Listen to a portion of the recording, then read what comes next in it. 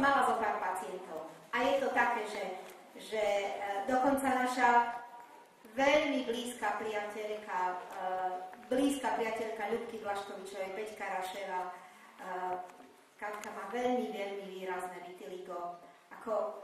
Ona si veľmi nepomohla. Hovorila, že v rámci tej intenzívnej terapie si pomohla celkové, že je oveľa silnejšia, ale tak tam, kde je to nové a kde skutočne nie je masívne, tak tam je väčšia šanca pomoci.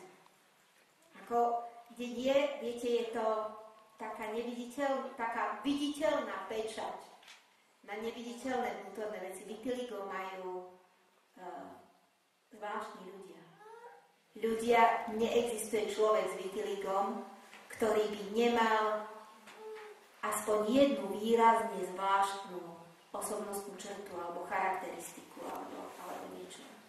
A toto je ako keby taká viditeľná stopa. Ale treba vyskúšať zásah konopnočom. Tak, či sa bielia nejakými peroxidovými, lebo častokrát sa pomocne na to dávajú také mastičky vyrábané, že je tam peroxid na bielenie, tak keď budú mať Solaris a krém na ruky a nechty. Tam sa dáva tá fáza 3, ako hovorila Mírka. Kúpať sa v soli. Báhno. Pravsnú, hej, jasne. No áno, lebo to je presne o tom psychickom podklade.